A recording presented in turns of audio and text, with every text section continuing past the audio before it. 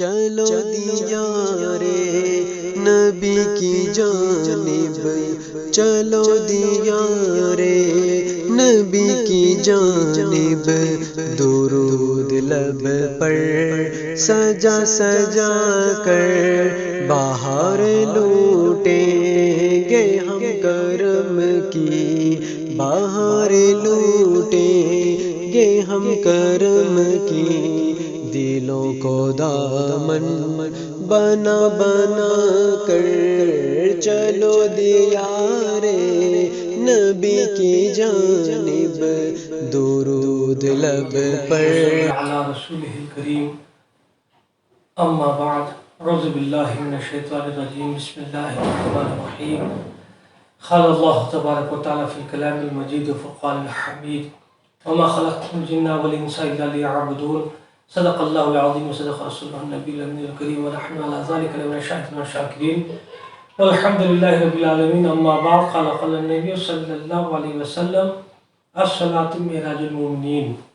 ناظرین، السلام علیکم ورحمۃ اللہ وبرکاتہ۔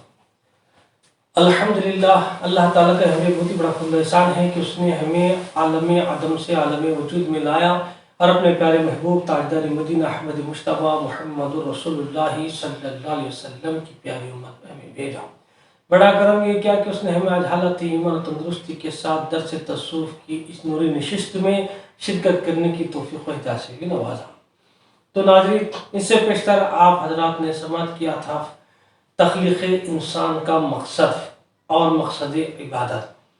اللہ تعالیٰ نے ساری کائنات کو انسان کے لیے بنایا، ہر چیز، زمین، آسمان، چاند، ستارے، سورج، آگ، مٹی، ہوا، پانی، جو کچھ بھی ہم کائنات میں دیکھ رہے ہیں، ہر چیز اللہ مجدہ الکریم جل جلالہ و عظم شانہ نے انسان کے لیے پیدا کیا ہے۔ ہر چیز انسان کے استعمال کے لیے، ہر چیز جو ہے انسان کے کھانے پینے کے لیے، انسان کی سہولیات کے لیے پروردگار عالم نے ساری کائنات کو بنایا تو صرف انسان کے لیے بنایا۔ انسان کو کائنات کے لیے نہیں بنایا کہ انسان دنیا میں آئے صرف کھاتا پیتا گھومتا پھرتا رہے۔ انسان کو اللہ نے پیدا کیا ہے کائنات کے لیے نہیں، بلکہ اللہ نے انسان کو پیدا کرنے کا مقصد کائنات نہیں ہے۔ اللہ فرماتا ہے وَمَا خَلَقْتُ الْجِنَّ وَالْإِنسَ إِلَّا لِيَعْبُدُونَ۔ اللہ فرماتا ہے کہ جنات اور انسان کو ہم نے عبادت الہی کے لیے پیدا کیا ہے۔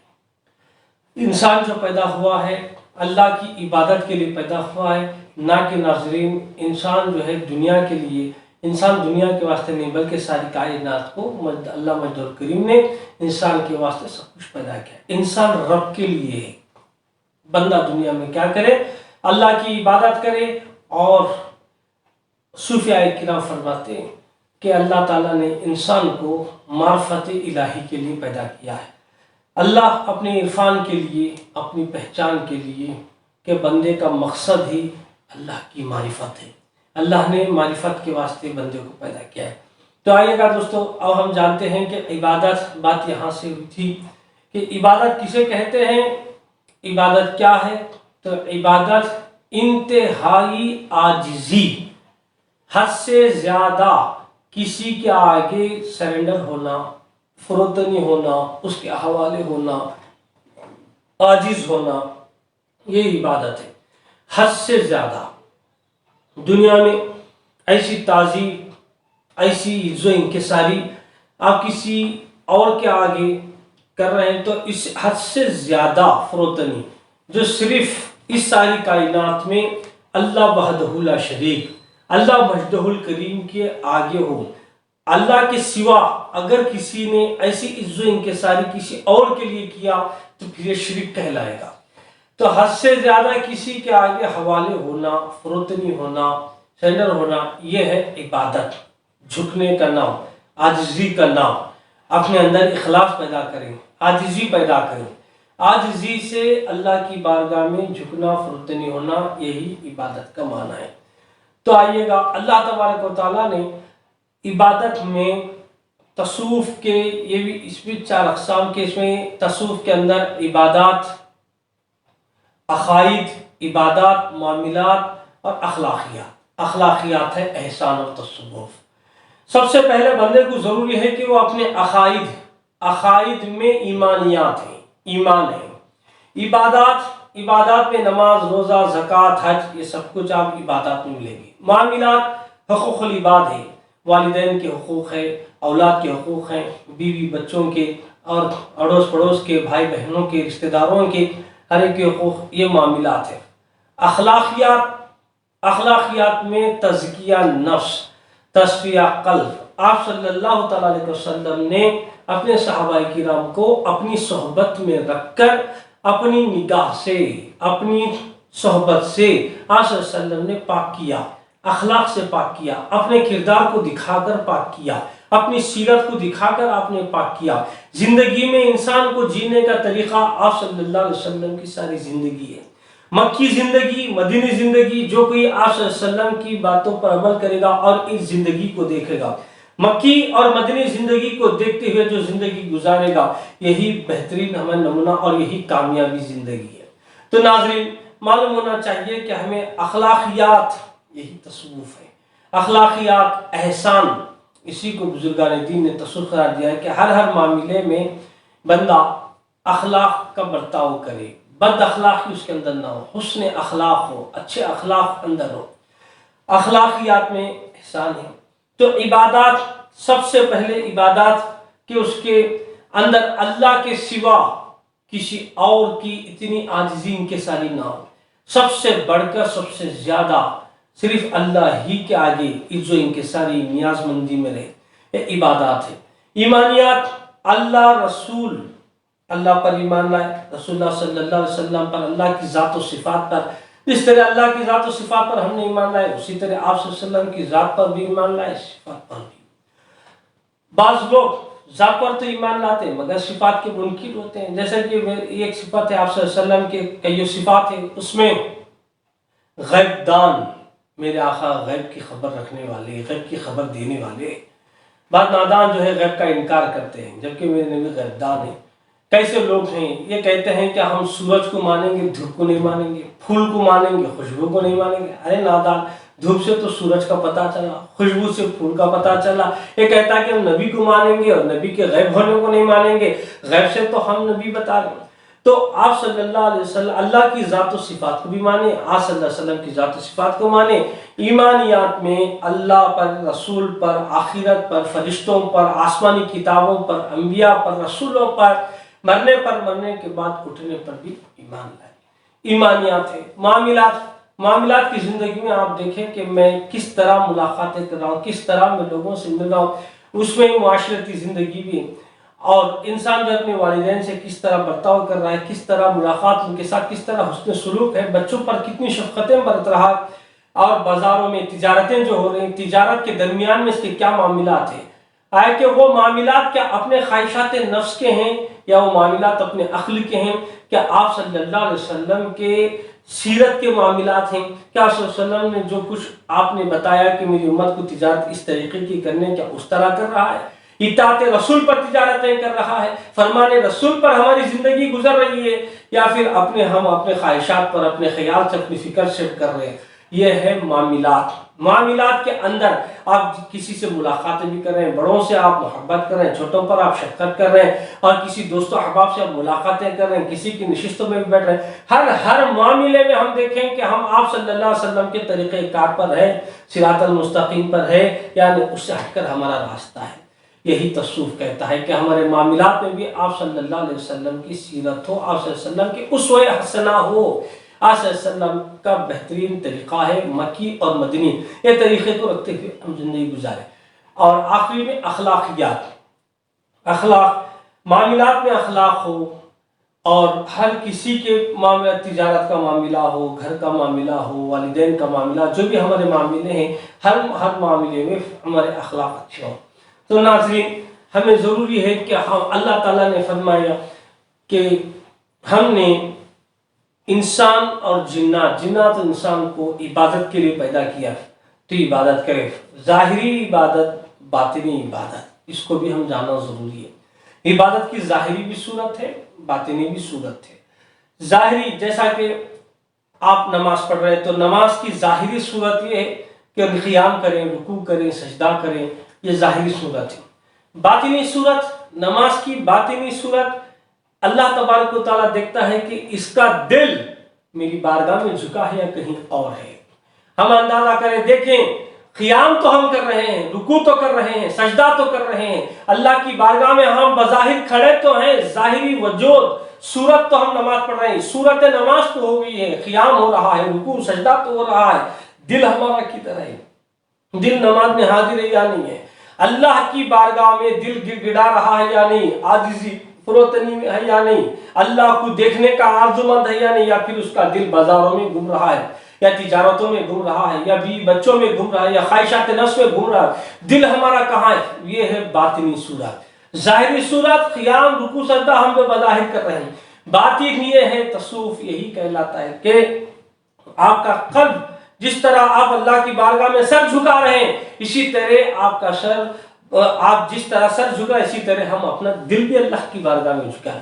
یہ دل بھی، سارے اعضاء بھی بارگاہ الہی میں سر بسجود ہو، دل بھی اللہ کی بارگاہ میں جھکا ہوا ہو۔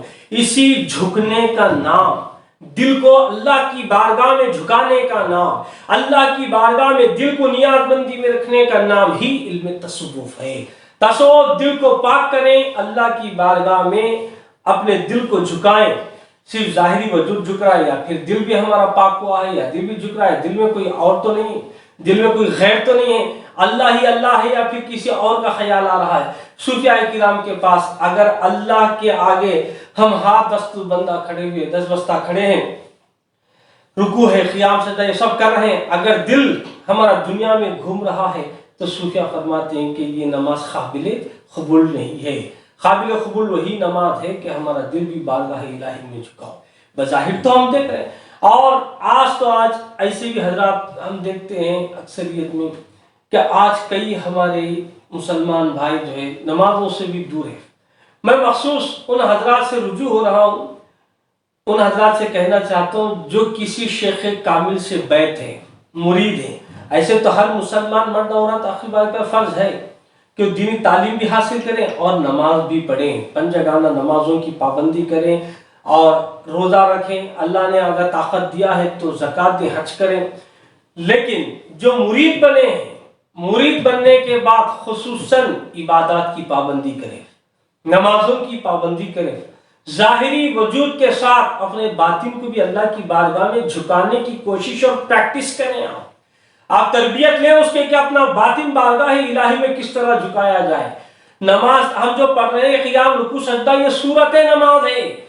اب صورت نماز دل کو جھکائیں گے تو یہ پھر باطن بھی جھک گیا آپ کا، اللہ تعالیٰ کی بارگاہ میں قابل قبول ہوگا۔ بہت سارے لوگ مرید بننے کے بعد، بیعت ہونے کے بعد بھی عبادات سے دور ہوتے ہیں، نمازوں سے دور ہوتے ہیں، ذکر و اذکار سے۔ نہیں میرے دوست، اللہ نے پیدا ہی کیا ہے بندے کو عبادت کے لیے۔ عبادت کریں، اللہ نے فرمایا کہ میں تجھے پیدا کیا ہوں، جن اور انسان کو جو پیدا کیا ہوں عبادت کے لیے پیدا کیا ہوں۔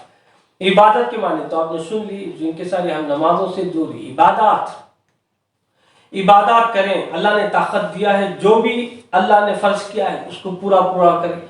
جو چیز جس وقت پر نہیں ہوتی ہے اس کی اہمیت نہیں ہوتی ہے۔ اگر اس چیز کا ویلیو ہونا ہے، اس چیز کا وزن اور اہمیت ہونا ہے تو وہ اپنے وقت پر وہ اپنا کام کرے۔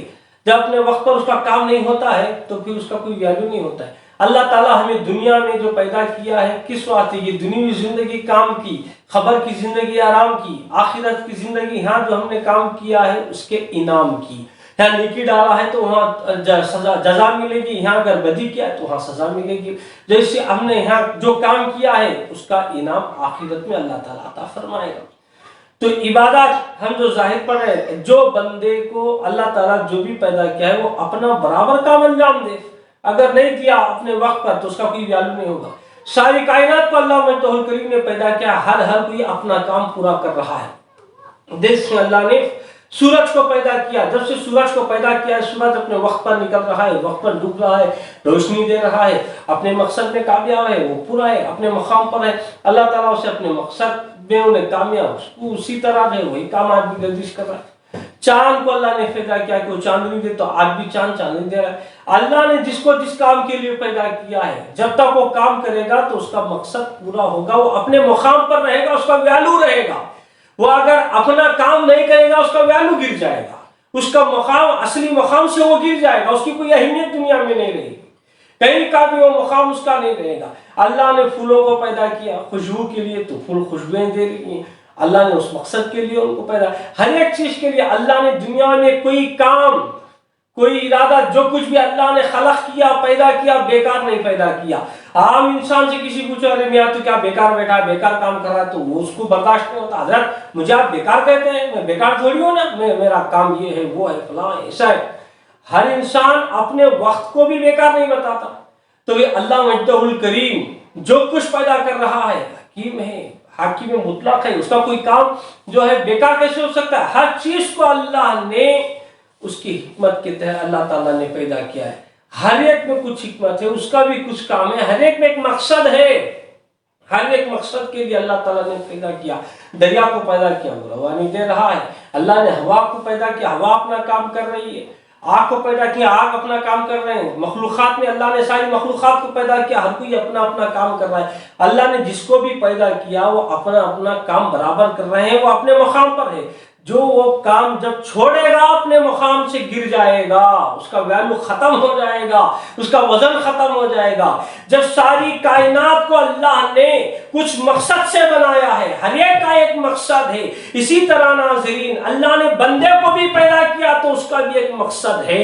اے پروردگارا خدا بندہ تو ہی بتا دے، ہر کائنات کے ذرے ذرے کو تو نے بنا مقصد کے پیدا نہیں کیا، ہر ایک میں کچھ نہ کچھ مقصد رکھا ہوا ہے۔ انسان کو کیوں پیدا کیا ہے؟ بندے کو تو نے کیوں پیدا کیا ہے؟ بندے کو پیدا کرنے کا بھی کوئی مقصد ہے۔ اللہ مجدہ الکریم فرمائے گا، ارے انسان بندے کیا تجھے معلوم نہیں ہے کہ میں نے بندے کو جو پیدا کیا ہے، وما خلقت الجن والانس الا لیعبدون، میں نے جنات اور انسان کو محض عبادت کے لیے پیدا کیا ہے۔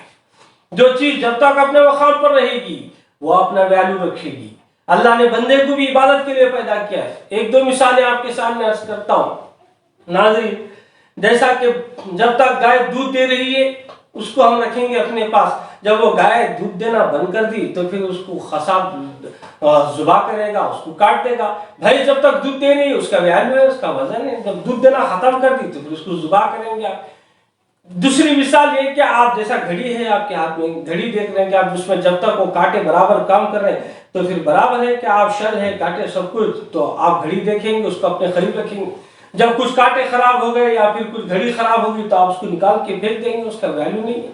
تو جو چیز جس مقصد کے لیے ہے وہ اپنا کام پورا کرے، وہ کام پورا نہیں کرتی ہے تو اپنے مقام سے، اپنے ویلو سے وہ گر جاتی ہے۔ اسی طرح اللہ تعالیٰ نے انسان کو بھی عبادت کے لیے پیدا کیا ہے، وہ عبادت خوب کرے۔ تو عبادت سے اگر دور ہٹ جائے گا اس کی عزت کیا رہے گی؟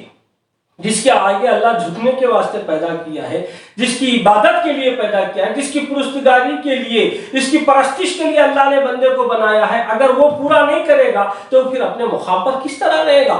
اب ویلو چاہتے ہیں، ہم وزن چاہتے ہیں کہ دنیا میں میرا وقار رہے، میرا ویلو رہے، میں اچھا رہوں، میں دنیا میں بھی اچھا رہوں، آخرت میں بھی اچھا رہوں، تو تم اپنے جو مقصد کے لیے اللہ نے تمہیں پیدا کیا مقصد پورا کریں۔ وہ مقصد ہے عبادت، عبادت الہی، اور اپنی ظاہری سے بھی عبادت کریں اور باطنی وجود سے بھی عبادت کریں۔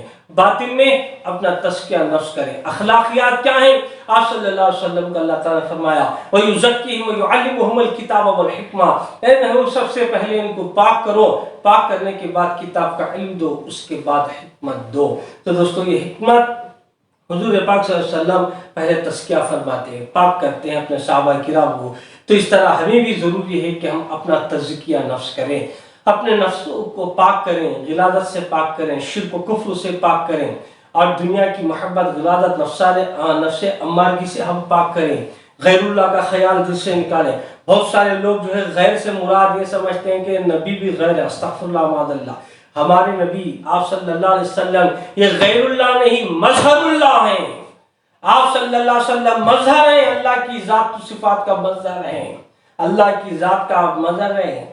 بولے کہ آپ صلی اللہ علیہ وسلم کا چہرہ وجہ اللہ، اللہ کا رسول پاک صلی اللہ علیہ وسلم کا ہاتھ ید اللہ، میرے حبیب کا چہرہ وجہ اللہ ہے، ہاتھ ید اللہ ہے، اللہ کا نور نور اللہ ہے، اطاعت اللہ ہے، راستہ صراط اللہ ہے۔ آپ صلی اللہ علیہ وسلم غیر اللہ نہیں بلکہ مظہر اللہ ہے۔ بعد نادان کہتے ہیں کہ غیر ہے، نہیں میرے دوست، آپ صلی اللہ علیہ وسلم مظہر اللہ ہیں۔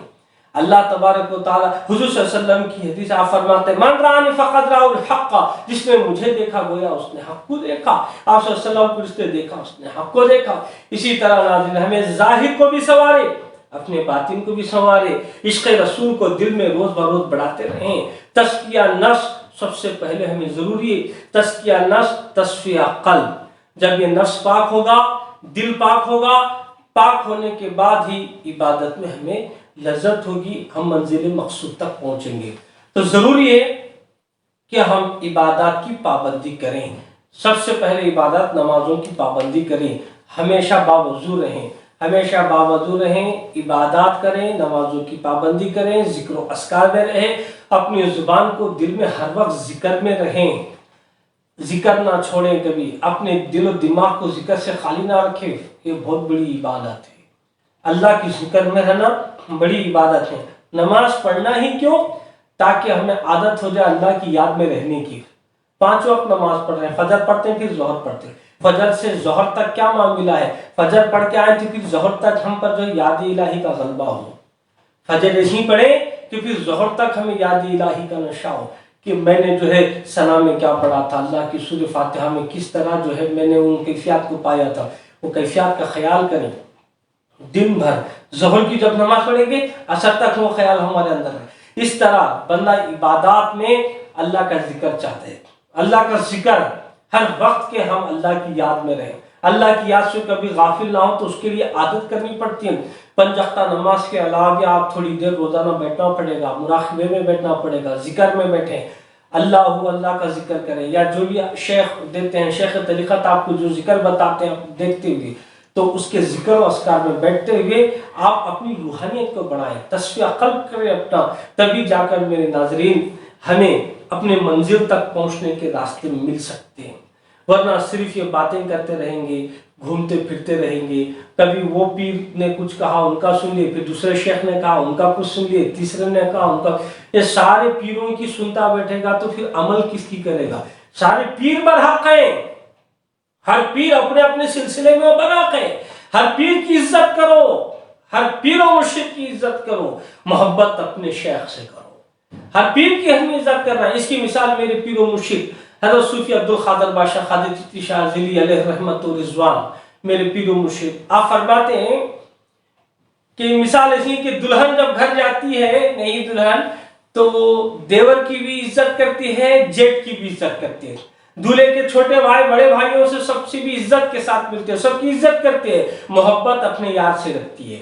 اس طرح جو بھی سلسلے میں آ گیا، کسی سلسلے میں آ گیا، قادری ہو، چشتی ہو، سہروردی ہو، سلسلے میں آنے کے بعد جو بھی شیخ ملتا ہو، جو بھی پیر ملتا ہو، اپنے پیر سے بڑا تایا تو سمجھ لے یا پیر سے چھوٹا چاچا تو سمجھ، لیکن ہر پیر کی عزت کرو، محبت اپنے یار سے رکھو، محبت اپنے شیخ سے کرو۔ یہ ہمارے پیران نظام کی تعلیمات ہے، یہ ہمارے اسلاف اکابر کی تعلیمات ہے۔ انہوں نے بتایا کسی پیر کو برا مت بولو، چھوٹا سمجھ کر کسی کو مت چھیڑنا باپ، یہ ہمارے پیر بولتے تھے، یہ چھوٹا ہے، چھوٹا سمجھ کر اس کو مت چھیڑو۔ کیوں؟ بلب بھلے چھوٹا ہی ہو مگر اس کے اندر کرنٹ ضرور ہوتا ہے۔ ولی ہے، اللہ کا ولی، اللہ نے اس کو عطا کیا ولی ہے، مجذوب سمجھ کر اس میں ہاتھ مت ڈالنا، شاٹ مارے گا، بھلے بلب چھوٹا ہو یا بڑا ہو لیکن کرنٹ تو مدینے کا ہے۔ خواہ وہ خلندر ہو، خطب ہو، عبدال ہو، مجذوب ہو، جو بھی بزرگ ہے، لیکن اس کے اندر کرنٹ تو مدینے کا کرنٹ ہے۔ اس وقت کسی شیخ کو مت چھیڑو، کسی پیر کامل کے بارے میں برا مت بولو، اور 10 پیروں کے پاس جائیں گے تو سیکھیں گے کون سے پیر سے، یہ بات بھی یاد رکھیے۔ ہر پیر اپنا اپنا تجویز بتائے گا، اپنا طریقہ بتائے گا، قادری اپنا بتائیں گے، چشتی اپنا بتائیں گے، نقشبندی اپنا بتائیں گے، سہروردی اپنا بتائیں گے، تم کرو گے کوسا؟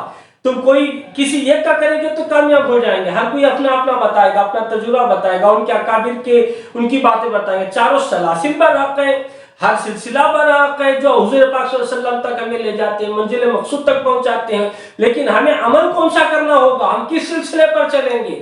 ہم صرف مرید بنتے ہیں اس واسطے تاکہ میری دنیا بن جائے، میرا کاروبار چمک جائے، میرا پیر مجھے وقت پر تعویذ دے، میری مصیبتوں میں مجھے کام آ جائے، ان سے میں تعویذ لیتا رہوں، پلیتے لیتا رہوں، میں دنیا میں اپنے مقصد پورے کرا۔ گھر میں کوئی بیمار ہو گئی تو دعا کے لیے پیر و مرشد ہے، ہے نا. گھر میں کوئی پریشانی آئی تو پھر دعا کے لیے پیر ہے, دنیا میں کوئی آفت ہے تو اس کے لیے پیر ہے. میاں دنیاوی کاموں کے لیے صرف پیر نہیں ہوتا ہے, پیر آپ کو اللہ سے ملانے کے لیے پیر ہوتا ہے, حضور کی چوکھٹ تک پہنچانے کے لیے پیر ہوتا ہے, اس گندگی دنیا سے آپ کو اٹھانے کے لیے, سفلیات سے اٹھانے کے لیے, تزکیہ نفس تصفیہ قلب کرانے کے لیے پیر ہوتا ہے, دلوں کو پاک کرتا ہے, نفسوں کو پاک کرتا ہے, اخلاق حمیدہ اندر ڈالتا ہے, عشق رسول کو اندر ڈالتا ہے. یہ پیر کامل کا کام ہوتا ہے, نہ کہ صرف ہم جو ہے تعویذات وغیرہ تک. بے شک تعویذات کرو آپ, جس کو ضرورت ہے تعویذات ہے, دعائیں, ورنہ پیر کی اگر نظر بھی پڑ گئی تو اس کا بیڑا پار ہے. سچا پیر ایک کامل کو یہی فکر کہ میرا مرید کس طرف جا رہا ہے. تو ہم چاروں پیروں کے پاس جاتے ہیں, چاروں پیروں کے طریقے کو ہم دیکھتے ہیں, چاروں سے یہ طریقہ لگا. وہ پیر و مرشد ہے, اس نے ایک ذکر لیا, اور ایک ہے اس سے ذکر لیا, اس سے کچھ وظیفہ لیا, ان سے گھر کے حالات اپنے بیان سے. میاں تم چاروں ڈاکٹر کے دوائیں لیں گے تو پھر علاج کیسا ہوگا آپ کا؟ علاج ہونے کے لیے کسی ایک ڈاکٹر کی رائے پر چلیں, ایک ڈاکٹر کی آپ دوائی کھائیں, الوپیتھی بھی لیے, ہومیوپیتھی بھی لیے, آیورویدک بھی لیے, یونانی بھی لیے, آپ کا علاج کیسے ہو؟ کسی ایک کا آپ علاج کروائیں, ایک ڈاکٹر کے پاس جائیں, آپ کی بیماری کو تشخیص کرے گا, دیکھے گا, ٹیسٹنگ کرے گا, اس کے بعد آپ کو گولی دے گا کہ کون سی بیماری ہے آپ کی, اس کے برابر آپ کو اس کا علاج ہوگا, ٹریٹمنٹ ہوگا آپ کا. اسی طرح روحانیت کے بھی معاملات ہیں. جب ہماری روح بیمار ہو گئی ہے, ہمارا نفس بیمار ہو گیا ہے, دل بیمار ہو گیا ہے, تو اس کے لیے بھی ہم فی قلوبہم مرض, اللہ فرماتا تمہارے دلوں میں بیماری ہے.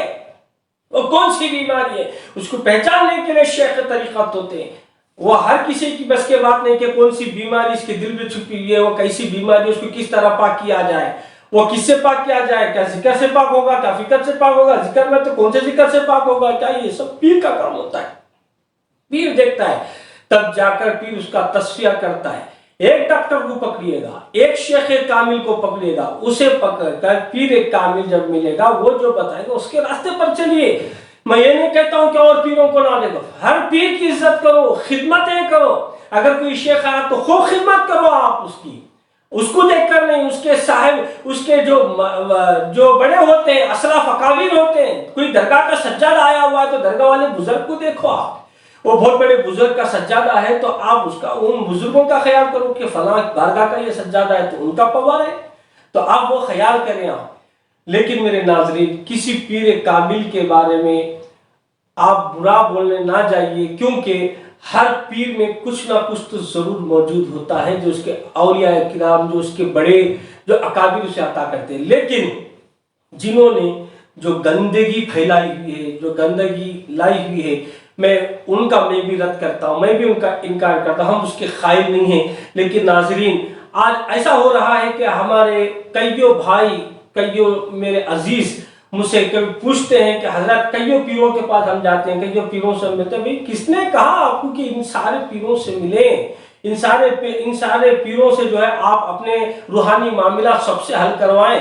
کروانا تو کسی ایک کو پکڑیے گا, وہ آپ کا علاج کرے گا, وہ آپ کو روحانی مقام عطا کرے گا, وہ آپ کو جو ہے عبادات کا لذت دلائے گا کہ عبادات میں آپ کو کیا کرنا ہے. ابھی تصوف کی بڑی بڑی باتیں ہیں ناظرین, ابھی یہ ابتدا آپ کے سامنے میں رکھا ہوں, ابھی ابتدائی باتیں کر رہا ہوں آپ کے سامنے کہ آپ کو پہلے نماز کی عادت ہو جائے, روزے ذکر و اذکار کی عادت ہو جائے, ہمیشہ باوضو رہنے کی عادت ہو جائے, مراقبے کی عادت ہو جائے, محاسبے کی عادت ہو جائے. اس کے بعد ہم پھر آگے بڑھتے ہیں ناظرین کہ پھر ہمارا سفر کس طرح ہوتا ہے, تزکیہ نفس کا سفر کیا ہے, تزکیہ قلب کا سفر کیا ہے, تقیہ صدر کا سفر کیا ہے, پھر تجلی روح کس طرح ہوتی ہے, پھر ایک سالک کو قرب الہی کے لیے کیا کیا کرنا پڑتا ہے, پھر اس کے لیے کون سے اسفار ہیں, وہ کیسے سفرہ ہیں, سلوک اللہ کیسے ہوگا, اور سیر اللہ, سیر باللہ, سیر فی اللہ. یہ پھر مدارج ہیں بہت بڑے, آگے کی باتیں. لیکن اس سے پہلے بیک گراؤنڈ کلیئر ہو جائے, ہم سب سے پہلے عقیدہ مضبوط کریں. یہ بہت بنیادی باتیں آپ کے سامنے رکھتا ہوں.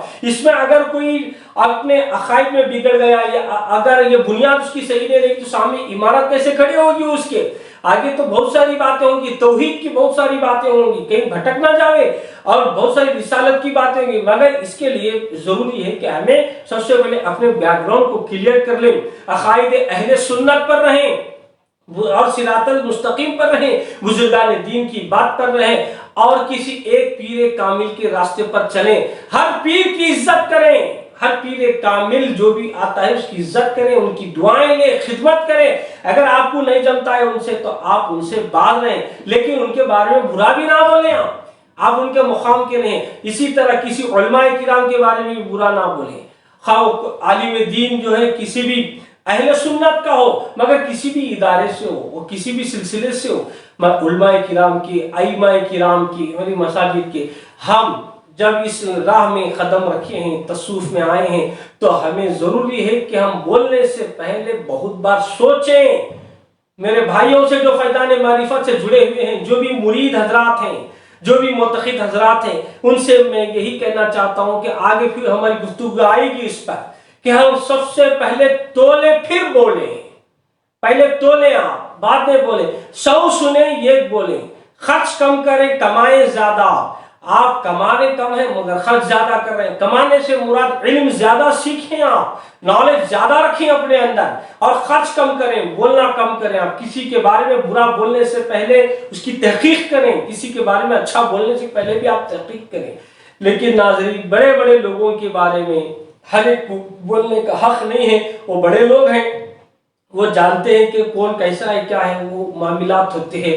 بس ہمیں یہ کرنا ہے، ہم اپنے آپ کو سنواریں، اپنے ظاہر کو سنواریں، باطن کو سنواریں، ہمیشہ باوضو رہیں، ہم پاک رہیں. اس کے بعد عبادات کس طرح ہمیں کی جاتی ہے، ظاہری اور باطنی کس طرح عبادات کریں، ذکر و اذکار میں ہم کیسے رہیں، یہ ہمیں سیکھنا ضروری ہے. تو آج یہ ہماری جو ہے نشست یہی ہے کہ ناظرین، ہمیں روح عبادت پیدا کرنا چاہیے. عبادت جسم جو ہم صورت دیکھ رہے ہیں، اس کی روح، اس کی جان، عبادت کی جان عشق رسول ہے. آپ صلی اللہ علیہ وسلم کی محبت ہے. عشق رسول جان ہے عبادت کی. ذکر اللہ جان ہے عبادت کی. معرفت جان ہے عبادت کی. مشاہدہ حق جان ہے عبادت کی. یہ جان اپنے اندر پیدا کریں. یہ عبادت کی جان ہے، عبادت کی روح ہے. جب یہ آئے گی ہمارے اندر تو ہم منزل کو پہنچیں گے. جب اللہ تبارک کو، حضور صلی اللہ علیہ وسلم کی حدیث ہے کہ عبادت ایسی کرو کہ ہم رب کو دیکھیں. رب کو دیکھ رہے ہو. اگر ایسا نہیں ہو سکتا تو خیال کرو کہ رب ہمیں دیکھ رہا ہے. پہلے تو ہم رب کو دیکھ رہے ہیں، ایسی عبادت کریں کہ ہم رب کو دیکھ رہے ہیں. جب بندہ اللہ کو دیکھنے کا خیال کرتا ہے، یا کوئی اس مقام کو پہنچ گیا ہے کہ وہ رب کو دیکھ رہا ہے، اس کی خدمت میں ہے، اسے دیکھ رہا ہے، مشاہدے کے قریب ہے. اب اس کو کہتے ہیں صوفیاء کرام رجوع اللہ، اللہ کی طرف رجوع ہوا ہے.